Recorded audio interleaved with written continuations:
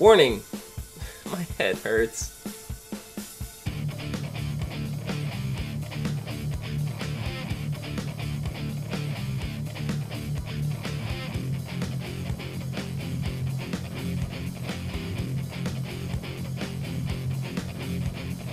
What's up, everyone, and welcome to the As Seen on TV podcast for Westworld, Season 1, Episode 9, The Well-Tempered Clavier. I'm your host, Dom. With me, we have Nikki, Mike, and John. Ow. There's a whole crew here tonight. Whole crew. We were really hoping this episode that we were going to find out about the time jump. And, though not directly, we found out indirectly. We found out indirectly that they've been showing us time jumps. Yeah. Mm-hmm. But the main one we want to know about. No, they kind of confirmed that, but yeah, I'll get to that. No, definitely confirmed. I'll get to it. It was a subtle confirmation. If you were paying attention, it was confirmed. But yeah, we'll get to that. Anyway, the big news, which I believe was actually Mike that called, was that Bernard was Arnold's robot. Right? I called specifically that Bernard was a replacement for Arnold. He was? I didn't specifically say that Bernard... I may have said that maybe there were some characteristics like folded in, but I didn't say that he was just a carbon copy. Well, then it was either you or John, because I remember me and Nikki fought with whoever it was on it, saying, we've already seen what Arnold looked like in the flashback, and he's not black. I specifically remember that. So, somebody had called. Another guy in it was the middle, one of you so. two. I don't remember. It might have been Mike. I guess I must I have to go back and watch the episode. Yeah. I think it was actually even last episode, if I'm not mistaken. Last week, yeah. I remember saying that Bernard was Arnold's replacement. I don't 100% remember saying that he was just like, hey, Arnold's... Maybe I did off the cuff or something, and I think you did, actually. Okay. I think it was probably 2 episodes ago. But, yeah, that was kind of a shock to me. I was not expecting that. I was almost completely confident that Arnold was still alive and he was in the middle of the maze somewhere. But that's not the case. Nope. And this... I expand upon my theory that the maze is a quest for consciousness. Or something like that. Because the host keeps saying it's not meant for the man in black. And he's human. Right, and it's a quest for, I don't know. But I think we think that his purpose is to find the physical maze when it may not be, because everything that we've learned about William and Logan this episode, if the man in black is actually Logan, which I don't think there's a shadow of a doubt that we believe that William is the man in black. But with that being the case, his quest is to find the maze for Dolores. Mm-hmm. I just have this really strange feeling that Logan is in fact the man in black. After all of this. His eyes are the wrong color. Yeah. You know what? You're right, they are. But it's just... I don't know. I gotta wait till next episode and hopefully they tell us. Mike, John could be messing with you right now. Why? He's talking about color. Oh, yeah. That means he wasn't, though. I know. Yeah, Joe was confused for a second. He's like, wait, what? Oh, yeah, Mike's colorblind. Yeah. Whoops. Mm-hmm. But yeah, I guess, that is a good point that he's trying to find it for her. Yeah. Yep. And then the thing that I believe that Mike was referring to in our pre-show, which we were talking about, that I called, was that Maeve was going to control Bernard. That was crazy. Boy, did she. Which I called last week when I was like, yeah, she now has access to all of the robot's programming, and Bernard is looking into her for research. I go, she's going to control Bernard. Oh, God, that was so nuts. She turned around, and he was just like, oh, what? And then it was, yep. We also found out when Ford was fucking with Bernard in the end that she's using Well, technically, she's using Bernard's own backdoor into the robot's programming. Yeah, the same that backdoor Ford was then using. Yeah, she's using that backdoor to control them all. Yep. Right. Which, if her and Ford ever wind up in the same room, is going to be that's going to be an interesting little paradox there. It's going to be a ring around the rosy Scooby-Doo kind of clash. Is her back code blocked? I don't think it is. I was going to say, her door's open as well. Can I make a crazy fucking call before the show ends? Mm-hmm. I think that despite what Maeve is doing that seems independent, I still think she's under Ford's control. I think this is Ford's endgame. Is to forge these hosts out into the real world to kind of, show the world, like, look, I can create life. I am fucking God, because his ego is this big. Yeah. Right. Now, like, I'm gonna run with that right here. Indulge me for like a minute. John says that. Now, according to some clues we got here, Arnold's original thing was he's trying to help certain hosts find sentience. And Bernard, or Arnold 2.0, even says at the end, I'm going to continue Arnold's work. I'm going to find the sentient hosts and I'm going to get them out. Or I'm going to help them. So that, right there. And Ford said Arnold was kind of nuts. Maybe for thinking that or whatever. Who knows? He's going to change his mind. I agree with John. He's going to reveal them to the world like, look at me. I just created life. Bow down, bitches. Shit. Brain, don't do this to me. I had it. I had the evidence. All right, there we go. So Ford's new narrative involving Wyatt and Wyatt's whole band there, right? They all seem like they're partially sentient hosts. Shh. Teddy is Wyatt. Possibly. No, yeah. That's why she's like in another life, and she kills Teddy. She's killing him so that he initially gets all his Wyatt stuff back. That, or just like the way she says, like, Wyatt's gonna, like, my guess was like, maybe in another life, and then she kills him because hoping that he'll remember and his, like, he'll start following the same routine that all of these partially sentient hosts are doing. I really like the theory that Teddy's Wyatt. There's a lot of merit to that. It's especially considering, we've been shown the wrong thing how many times. Like, we see Teddy's version where him and Wyatt are killing people in this town, and then Wyatt turns on him and kills him. And then we see what I'm guessing is the actual true happening is Teddy's he's got a sheriff's star on, and he's murdering everybody. Mm-hmm. And, who's a pretty, popular old sheriff in the Old West that people always talk about? Wyatt Earp. He wasn't. I mean, I know sheriff? He was in some tellings. He was, and it's just. I mean, it's stupid to say Wyatt Earp, but I mean, I think that's where they're trying to go with this. Kind of like he was in a position of power and he just lost his marbles and started killing people. I'll take it. Or he was programmed to change his objective. Yeah, well, narratives, they do that. Yeah, for sure. I see Spot says Teddy could be Wyatt and is used by Ford to kill the rebellious hosts in the past, maybe. So that makes sense. Yeah. It could explain what we saw a little bit. Possible. Yeah, because we did have a lot of conflicting memories from Teddy in this episode. Mm-hmm. He remembers it one way, and then forced remembrance shows it a completely different way. So. Yeah, because even William said that, Ford, you only remember what Ford wants you to remember. Mm-hmm. So. Yeah, and speaking of William, we finally had the big William Logan showdown, right? Mm-hmm. Which, whole thing, Dolores, and he guts her, right? And she goes running off, and we'll go into Dolores in a little bit because there's a lot on her. But that was basically, the snapping point for William. And you see William this whole time is trying to get Dolores out of the park. He wants her out. Like, take her back home.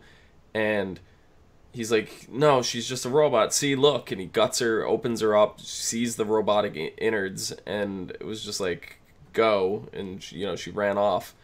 But then he, like, Logan starts trying to be like, look, you have to realize that this is all fake, and you understand. And he coerces William into, saying that. And basically they get drunk, party, fall asleep. But this is when William has his snapping point, right? This is when he finally learned how to play the game, according to him. Wiped out the whole army that Logan was with. The whole thing. But before doing that, we had a little piece, and this is what I was talking about. This was the confirmation right here about the two different timelines. Mm-hmm. Logan gave William the exact same photograph that drove Abernathy mad, that the techs confiscated. Therefore, it is no longer in the park. It is no longer in circulation. The fact that he snuck that in already to begin with was huge. There's no way he got two copies of the same photograph. And that photo was buried, like, under, like, about an inch of dirt and sand and stuff. So it's been there for a while. And it was faded when Abernathy found it. Yeah. Yep. Yeah. So that photograph right there confirms 100% that this is two separate timelines. Mm-hmm. And knowing that is William's girlfriend, and the fact that he probably gave it to Dolores, or Dolores found it, knowing that he went home to that, and she had it and brought it back, and then it ended up in Abernathy's hands because it was buried on their property, just ties that all together so well that there's no way you could see anything else but that. That is 100% proof there that this is two timelines. We've had some subtle confirmations in the past, but there's no escaping it at this point. Well, at least two. That's the thing. Right. Right. Short of them outright, coming out and saying it, like. Right. I mean, we have two active ones. Like, we're flashing around to, I think, about 4 currently. But, like, in terms of William and the Man in Black, like, those are two timelines right there. So. Yeah. And I'm just talking about Dolores because she don't know what, she's all over the place with when. Yeah. She's in like 3-4 separate times this episode. Yep. Yeah. Icy Spot says, did any of you think Logan could have been Men in Black? I think just Mike. It seems probable that William is at this point, but both Logan and William opened a host to see the Mechanicals. Right. And I think you believe both Logan and the Man in Black opened the host to see the Mechanicals. I don't. Right. William now, never opened anybody. Oh no, William did. He cut people's legs off. So that's we were seeing that. But we've also seen the Man in Black do that. We've also seen the Man in Blacks outright say to Lawrence, I cut one of you open a number of years back just to see what made you, how you worked. And it's like, used to be elegant, million pieces in place and all that. Also, my evidence for that is just the way. Now, I know the Man in Black has done some fucked up shit to Dolores over the course of 30 years. Like, in episode 1, we saw him drag her off to, like, rape her in the barn. We don't know. Is what we assumed. We don't know what he was doing. There was no, they didn't show us anything. It's a very fearful memory for her, something that terrorizes her or terrifies her. And she sees him walk in the church. Now, one of two reasons. Either, she was saying, William, like, I'm thinking, oh my God, it's going to be the Man in Black, and here's our confirmation. Here he is in the church, and she freaks out. Either A, she's remembering some fucked up shit he did over the course of 30 years, or B, it's Logan, she recognizes him and is scared shitless. Yeah, I don't think she's recognized as Logan, but I think the Man in Black has definitely done some questionable things to her. Nothing like rape her or anything, but taking her against her will for sure. Right, but that's the vibe that he knows at this point that her programming is so far gone that she doesn't remember William, right? So anything he does is going to be erased. Like he's also under the impression that the hosts have their memory erased and they have no recollection. So he could technically do anything he wants to her, and she's not going to remember it the next time he sees her. Not saying that's the right thing to do by any means, but we've seen him go through a lot of questionable things. to begin with. The host in question that he says he opened up years ago to see how it works could have been Dolores trying to get past her coding or something to make her remember. Possibly. Or to get the C4 out. Or that. You know, he may have gotten wind of the fact that they have C4 can't be smuggled out and is trying to do what he can to get her out. So, yeah, that makes sense too. But, because when he says, oh, I open one of you to see how you work, knowing that there's dynamite or opening up and finding dynamite in there, you know, would be a good reason why he hasn't successfully gotten Dolores out of the park at this point. But we also learn, while the Man in Black is kind of like playing a little game with a horse and a noose, we get some jaw-dropping information that he's actually a board member. If the Man in Black is truly William or Logan, that's to be expected because Logan's company was going to buy shares or parts of the theme park, so it makes sense. It makes sense for Logan. It doesn't make sense for William. William was going to be, he was being married into the company. He was going to be a partner. So.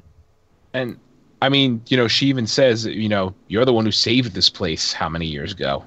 Kept it running. Right, but what I'm saying is it makes sense for Logan, not William, in the regards that after everything that's happened now between William and Logan, how are they going to walk out of here? Like having respect or friends for each other. I don't think Logan is. One of them is not walking out of there. Well, if that's the case, it's definitely Logan. Yeah.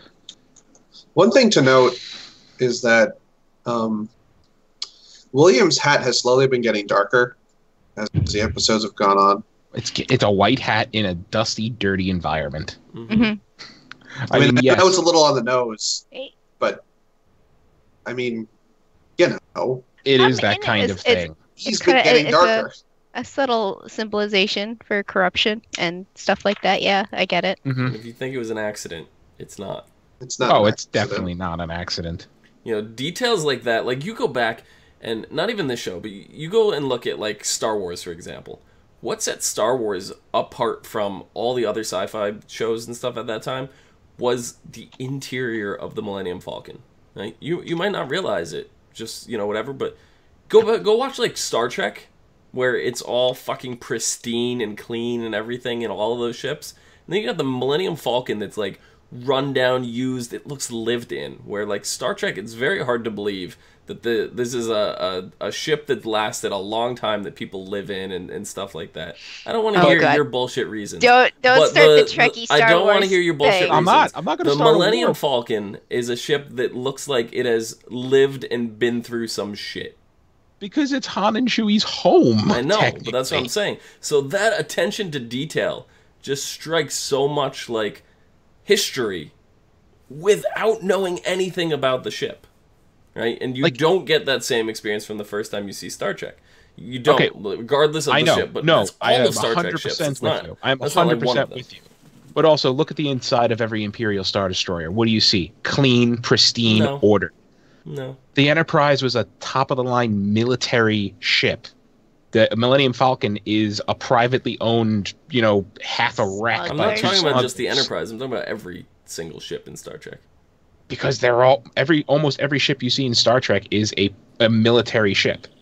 I don't know. It belongs to someone's navy. Speaking of Star Trek, January, everybody, you got to tune in because we're going to cover that shit too. Yes, we are. But just the little details, like John's mentioning, the hat, right?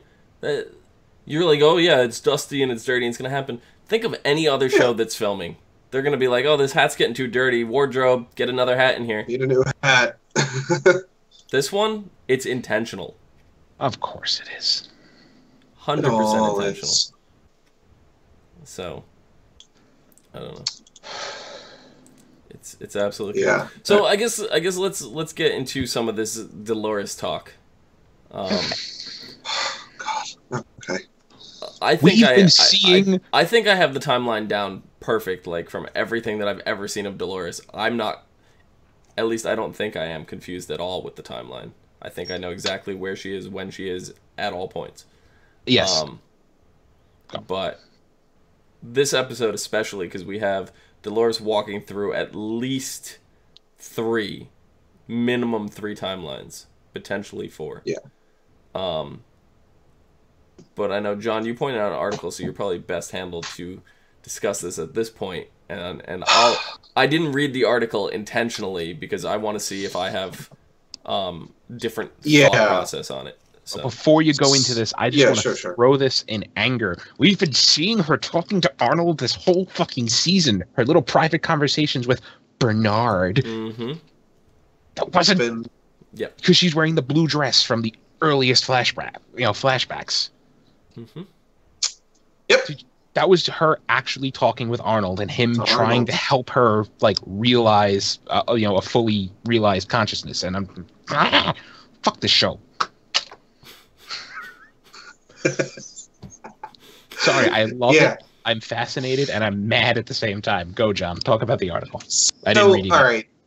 Real simple thing. I mean, obviously, when we last saw Dolores running away from William and Logan, when Logan stabbed her in the stomach and her gears are showing, next scene she runs away, and next scene she's fine. She's in her same shirt and trouser outfit, but no tears or anything in her clothes. She's not hurt or anything like that. So that mission to find Arnold happened at a different time than when she got stabbed, right? So we know that. So there's at least 2 right there. Mm-hmm. So let's just clarify. In the past, right, in William's timeline, she's still running around with her stomach gashed open somewhere, right? Just to be clear. Still passed out for the text to get her or something. Okay. Yeah. So, and then the last scene is when Dolores finds the church, right? Mm-hmm. She's wearing her, her trousers and shirt, and then when she walks into the church, she's wearing her blue dress again. And then we see those hosts that are like kind of clamoring and freaking out, which, if I'm not mistaken, after she went down into the sub levels, though. No, this was before that. She didn't switch into her dress. She didn't switch into her dress until she was downstairs. Because she looked. No, she did. As soon as she opened the church doors, she was wearing her blue dress. Because there was the monologue. She went down in the pew. What do they call that thing? The confessional. She went down in that in her pantsuit. She was walking down the halls, and then she looked down at herself, and she switched into her dress. It switched a couple of times, though. When she first walked into the church, and all those hosts are like, kind of having the crazy twitches, she, was in the blue dress. And then when she got to the confessional, she was in her trousers again. And then when she went down the elevator, she was in her dress again. Yeah, it switched a bunch of times. But they had the voiceover saying, the hosts had such... How did he say? Like funny malfunctions or curious malfunctions? And that was the host being...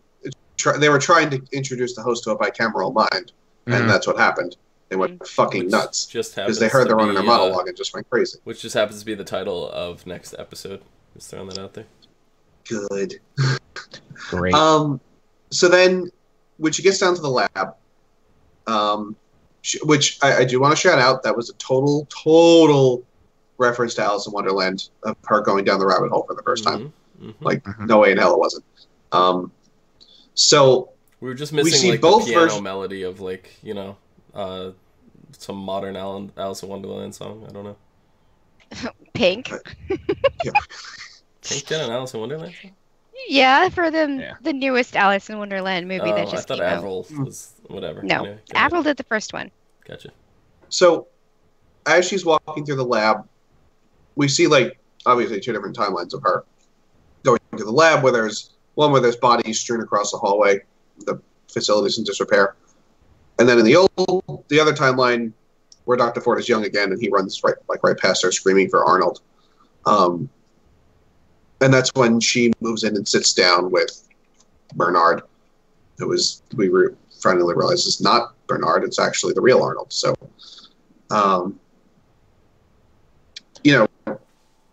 so there's you have to kind of... So there's at least 3 Doloreses happening at this point.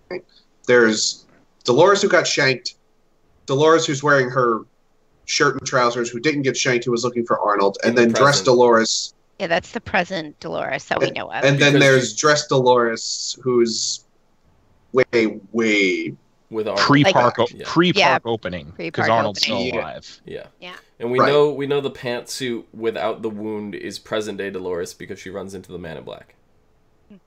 In that Yeah. church dressed Yes. like that.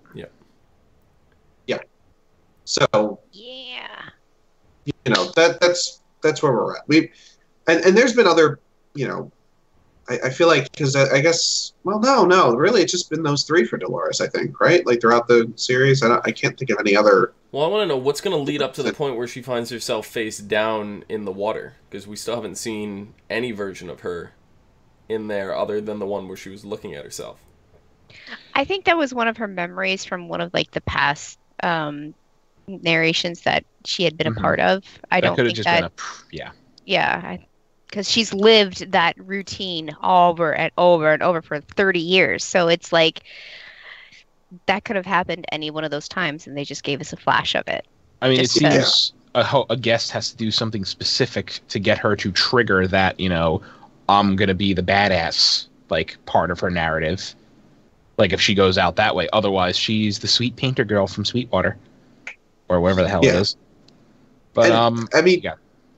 Most importantly, I guess, we can just jump to here. We find out that she indeed was the one who killed Arnold. And I called that in, like, episode fucking 4. It made me so Yes. sad. But that scene fucked me up. When we found out, I'm pretty sure that I don't want to say, oh, I called it, you called it, whatever. Pretty sure we collectively called this as soon as we found out about Arnold's death in the park, which may have been episode 3 or 4, I don't remember which. And we referenced back to the point in episode 1 where Dolores killed the fly. Right. We all called that a host killed Arnold, I think, from that moment. We called it was Dolores at that moment. We thought that Dolores hurt somebody. I remember there being debate on who might have killed Arnold, but I think we also all agreed that the incident was Dolores going on a fucking murder rampage. Right. Which I don't necessarily think is the case. I think we don't know what the incident could. The incident could be William stabbing Logan in his fucking face. Mm-hmm. Mm-hmm. Like that could be the incident. We don't know. No, but that scene with Arnold screwed me up because she sits down, he appears in front of her like, I can't help you, Dolores, and I'm like, oh, this is like some quest to find your inner self, your true whatever, right? It's like, but at the same time, we had the parallel with like Bernard was trying to go through his memories at the same time with Ford trying to find Arnold. So it just kind of fit together, and there was not even a doubt in my mind when they were sitting face to face, and I go, okay, so this is Arnold. Well, once that monologue started and you saw the legs walking down the stairs, I'm like, oh my god, he is Arnold. Like that's like, I think a lot of people probably figured that out at that point. But he's like, why I can't help you?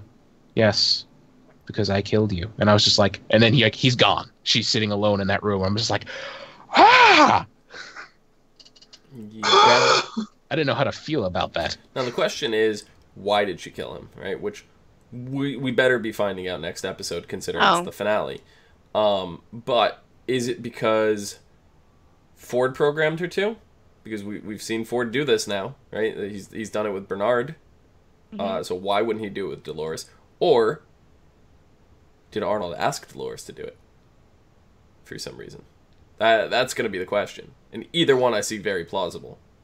Or, yeah, I see both of those as pretty plausible. More plausible than my, third option of she becomes fully self-aware and pulls a Terminator.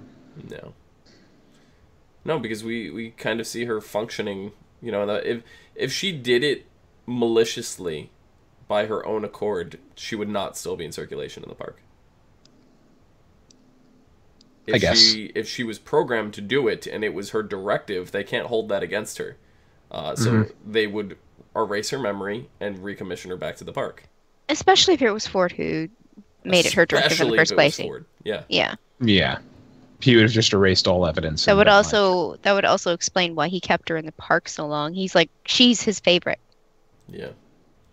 I see Spot says, I think Logan, if he dies if he's not the Men in Black. There's no reference to Logan in present timelines. There's no reference to William either, so. No. We don't Same goes to know. both of them. Yeah, because Charlotte doesn't call him by name Yeah. at all. She doesn't even call him anything. She just says, "We need you to do this," and it's just like it's like, I want how I like these things to be unanimous, and he's like, I'm not playing Ford's game. Fine, you want him out? Be my guest. Yeah. He's like, the narratives I'm looking for are not Ford's, so he doesn't care what happens to Ford. And just tells him, like, he's looking for Arnold's narratives. I don't want any more interruptions. I have a feeling that he's chasing something. I mean, he's looking for Arnold's narratives, which makes me think he's looking for the key to make these robots fully, self-aware and self-reliant. Yeah, because when we see Bernard and Ford together, right, and we have Bernard having Clementine hold Ford at gunpoint, and he's questioning what the purpose of his cornerstone backstory is, and it's really to keep him grounded and all that.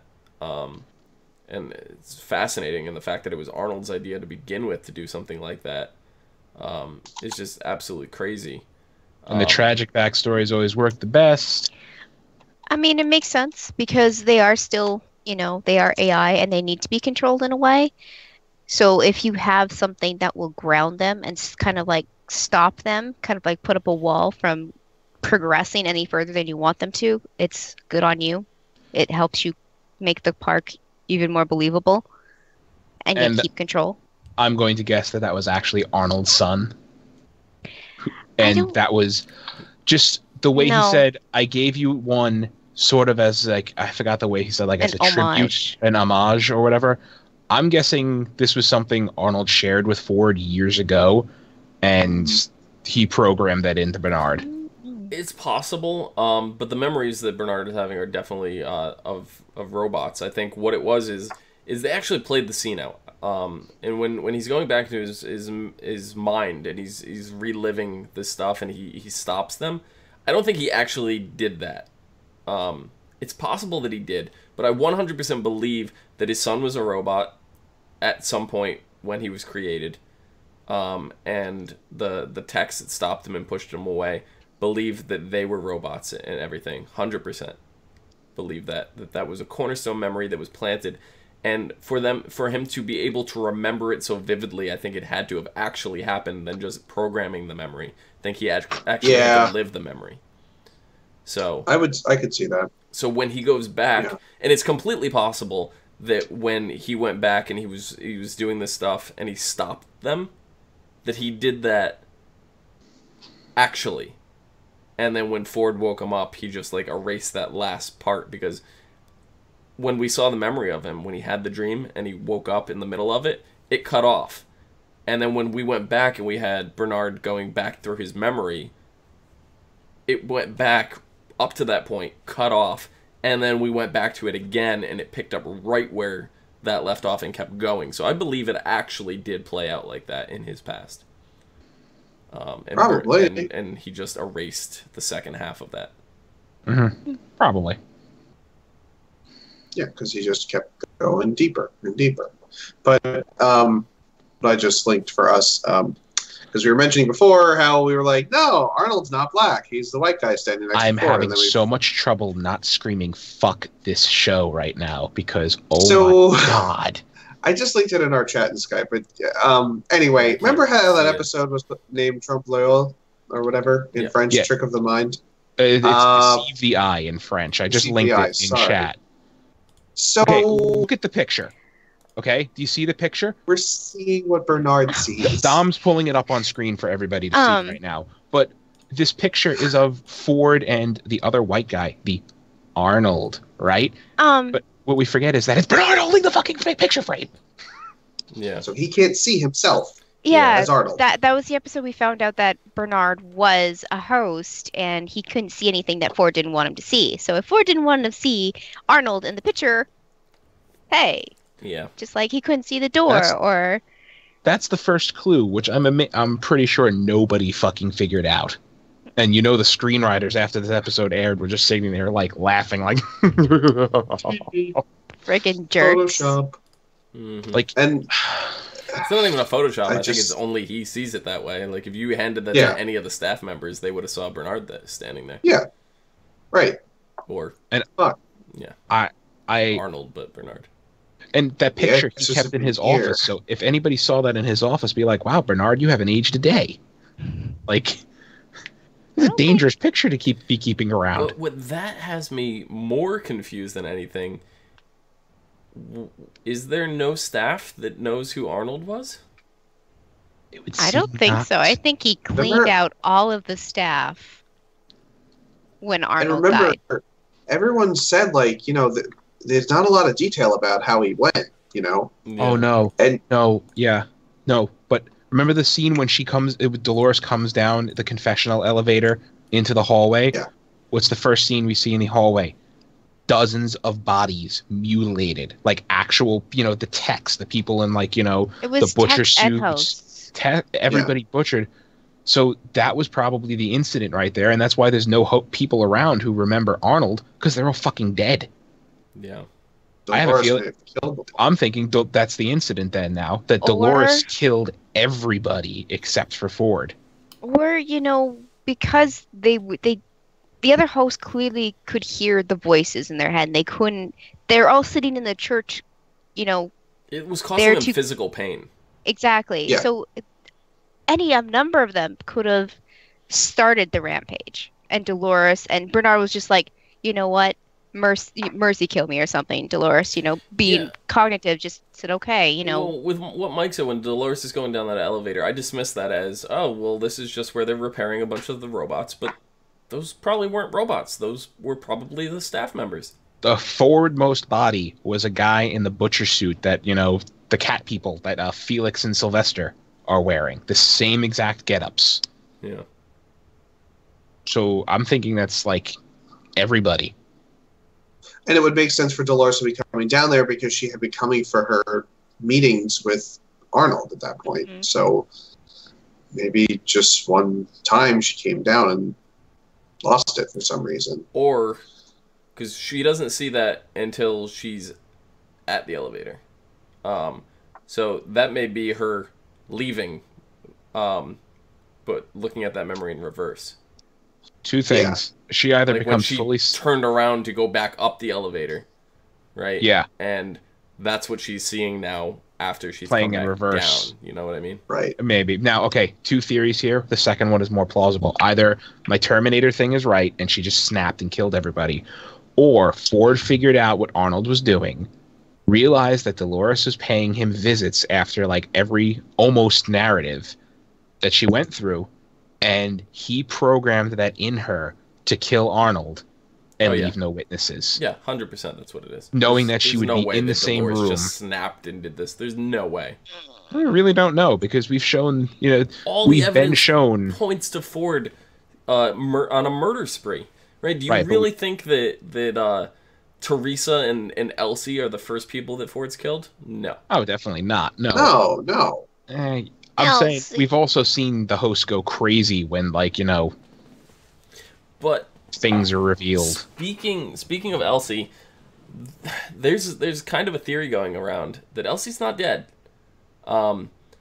We see her get strangled, but we don't see her die. True. So we do see this episode that a signal shows up from Elsie's comm, right? And Ashley goes to investigate, and when he gets there, there is nothing that he could find.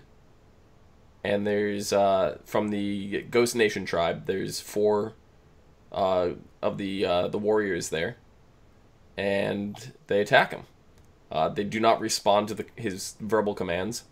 So under the I'm thinking that has something to do with Maeve, which she reprogrammed things and they're not responding to their command.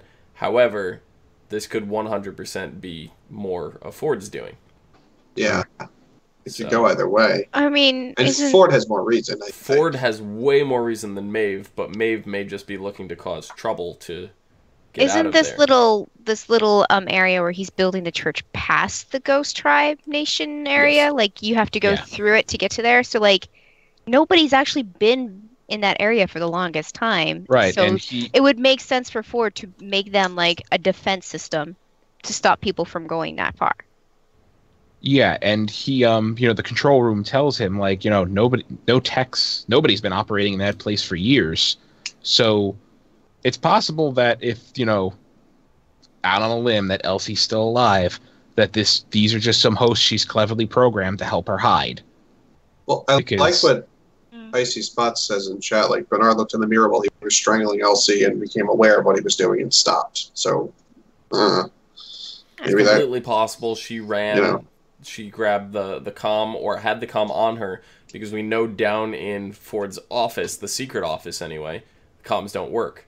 So if that's where she was, because we never saw the whole capacity of that office, right? We saw one room of it, and we know based on now what we see with Dolores going through, it's a big facility. So there's way more. We don't know to what extent the service cuts out for those comms in that place.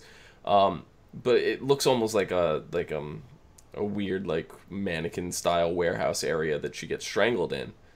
So I'm believing it's somewhere in that same facility. If that's the case, and then Bernard did stop from choking her and she ran, as soon as she got out, her comms would be working, and that would be kind of on the edge of Ghost Nation territory. So it's very, very possible, and it's also possible that the Ghost Nation took her. So when Ashley gets there and gets kidnapped, because we don't see him get killed, right? We see the guy roll and tackle him, and then we don't see him again. So I'm going to be under the impression that they're going to have him tied up somewhere, and that's when we're going to find Elsie. Yeah.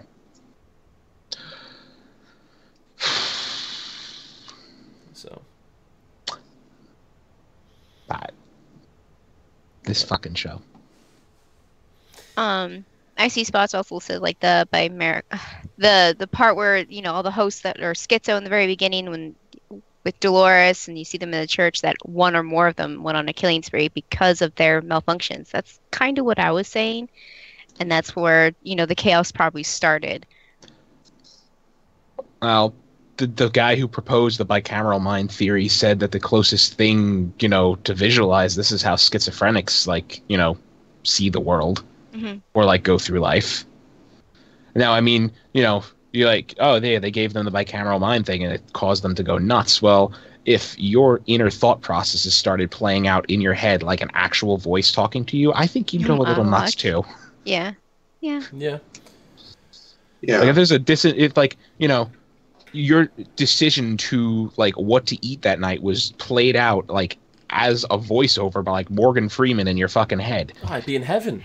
Oh, you know what? To know what I wanted for dinner. No. It would be great. No, I'm gonna change this. I'm gonna fix this for you. I'm fixing it for you right now. Replace Morgan Freeman with Gilbert Godfrey.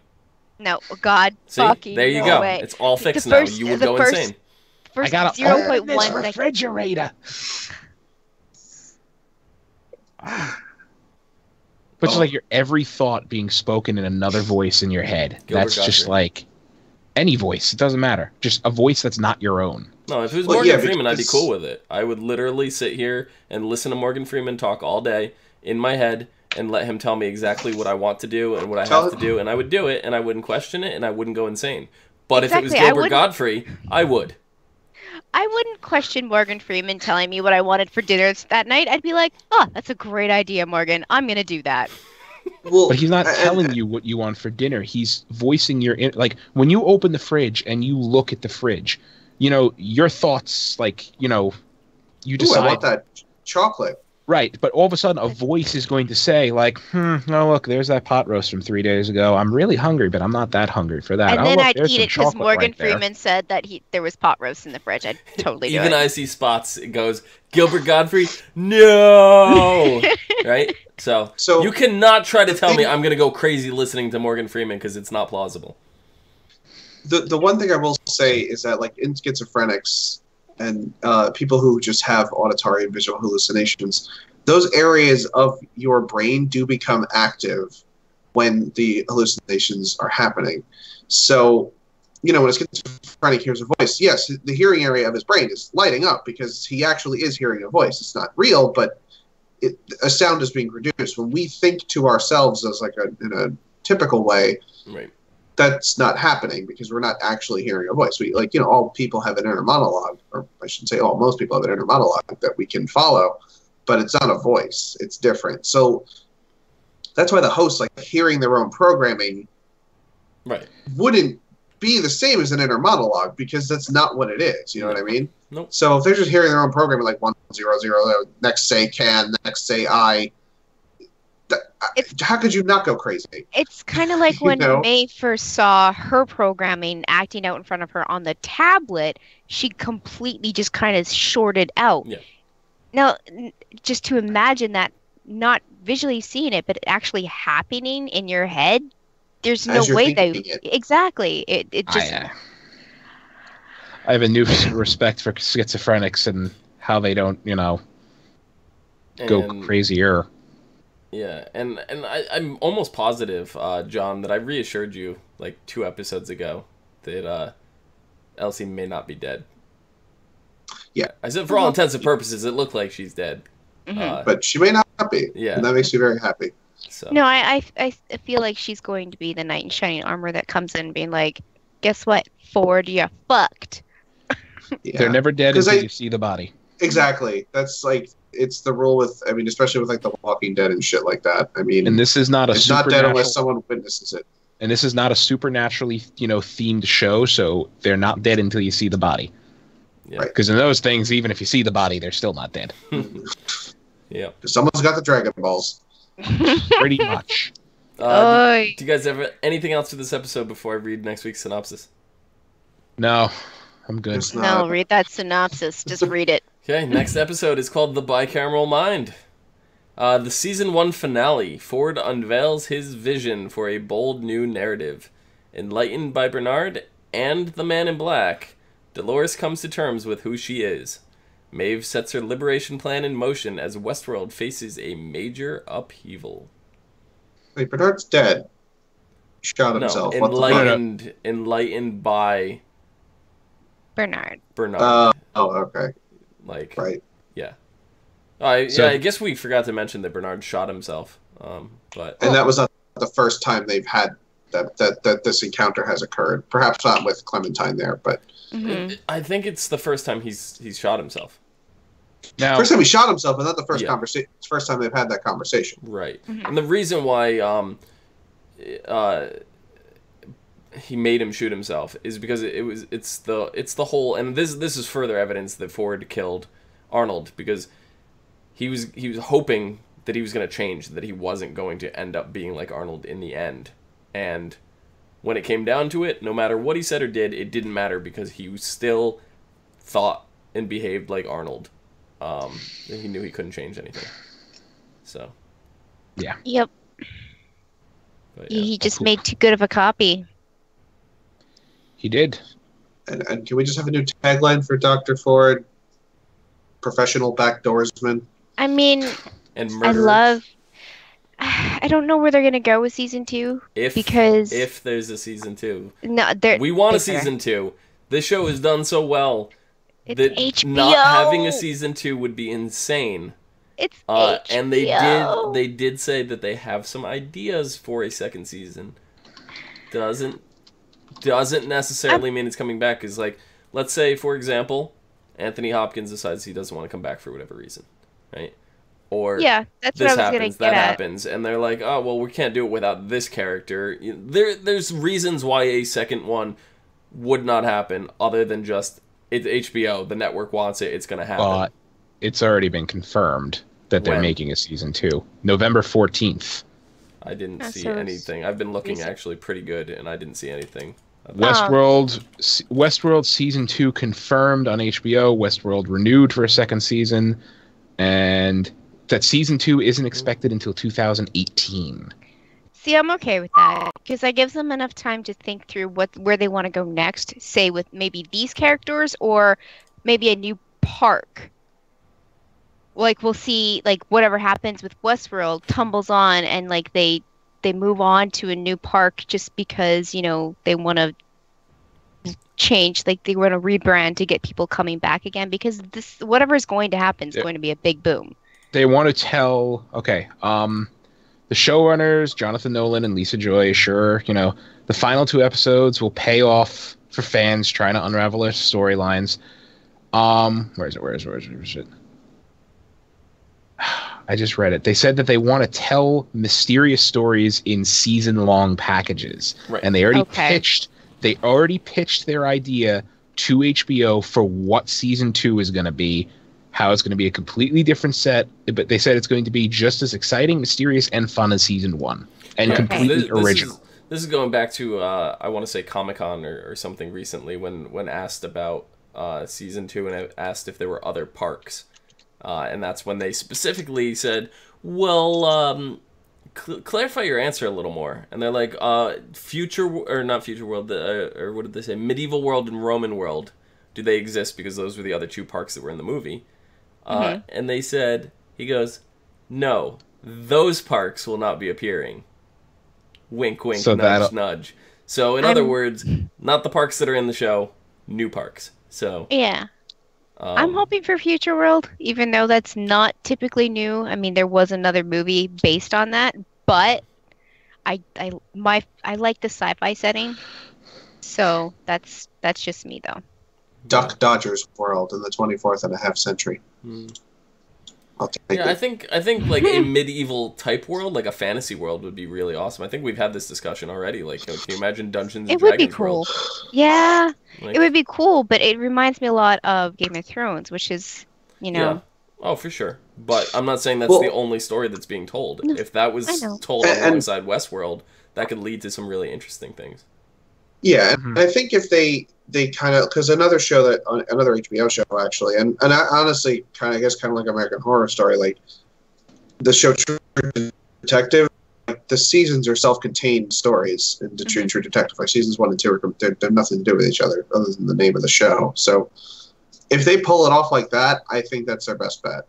Like just like they said, let everything be a self-contained, fully told story in 10 episodes. It's like a real long movie. And just let it be that, I mean, because honestly, True Detective season 1 was like spectacular. So the beauty of the 10-episode format for HBO, which is a running trend with all of their shows, is that there's not time for those filler side plot stories. Everything has to be meaningful to the plot because you don't have time to screw around. So that's why, especially when you see something in one of these episodes that you don't quite understand why it's there, that is more reason to focus on it, because it is there for a very specific reason. So the little tiny things that you're not picking up are the things you need to be focusing on. Yeah, absolutely. Like the picture that we, that Logan handed William. Like, I guarantee you, not a lot of people, I'm not saying not everybody, because there's surely a bunch of people, and I'm sure one person realized it, posted it on the Westworld Reddit, subreddit, whatever, and now everybody knows about it. But I'm talking about when you were watching it. I guarantee you the majority of people did not realize that was the same picture that Abernathy had from 6 episodes ago. Yeah. So that's the kind of stuff you really have to be focused on. And Icy Spot said, "Do you think we'll see the real world in season 2? That would be really interesting, but it really banks on the fact if one of them gets out, one or more of them get out." Could you imagine Maeve running around in the real world? Yeah. That's a story in itself.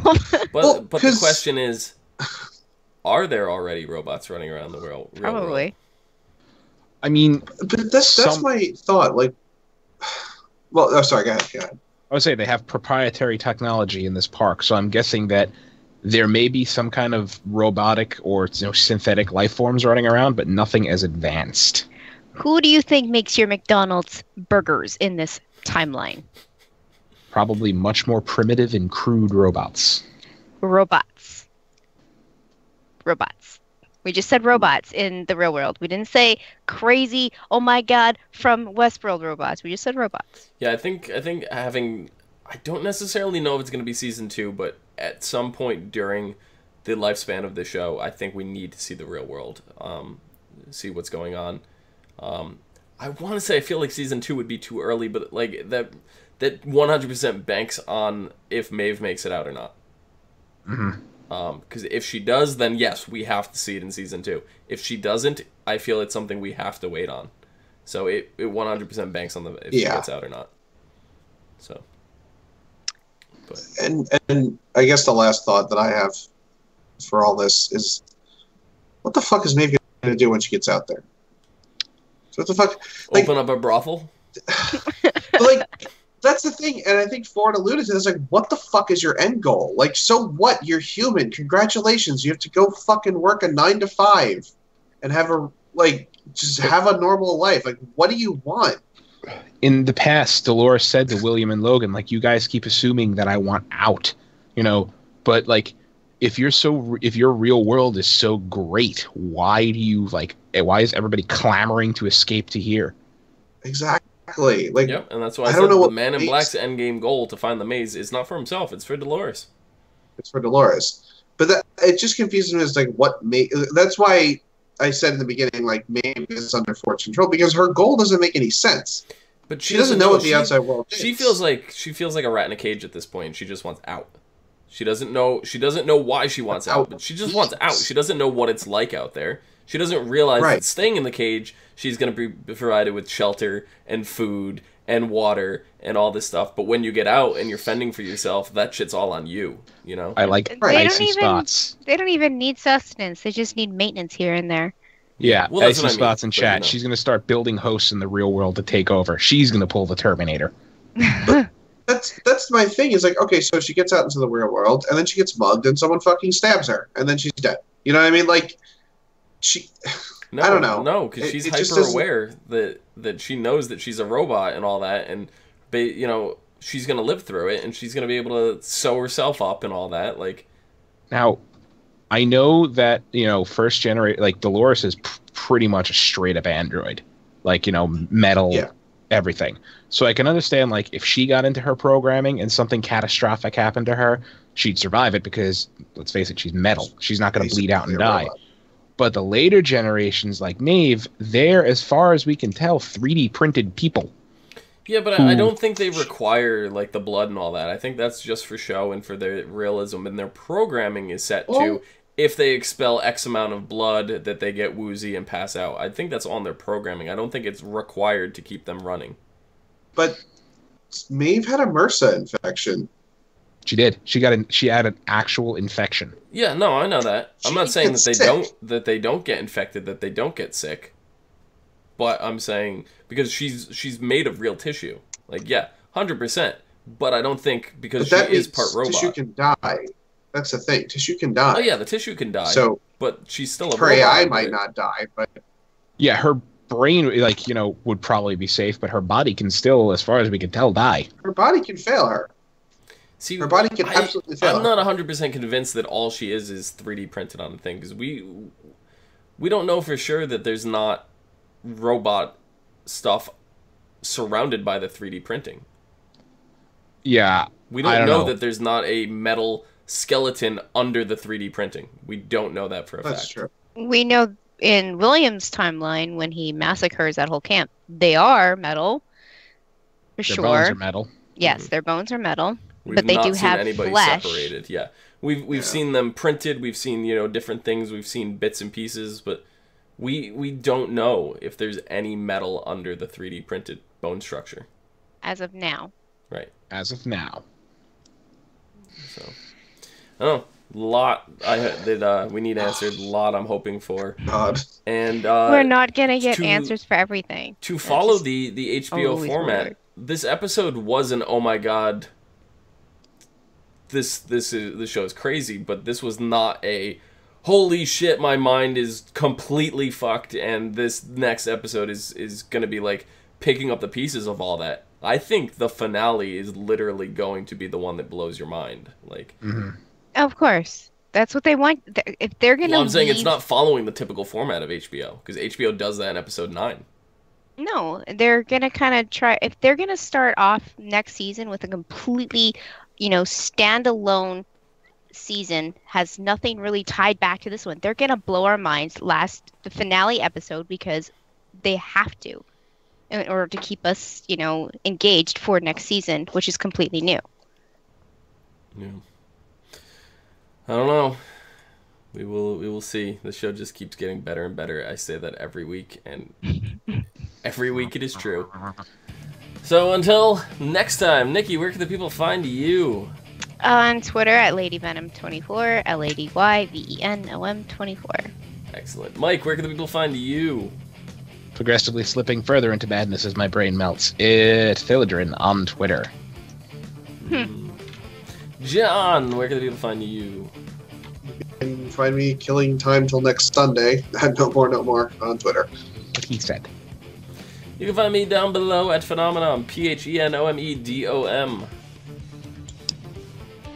You can find us all on Facebook, Gmail, G+, Twitter, and right here on YouTube at /ASOTV Podcast for some more podcasts for some of your favorite TV shows, games, and movies. Till next week, when the proverbial shit hits the fan. See you guys later. I'm ready. I don't want to clean up that mess. I might not be here for that. Oh, you have to be.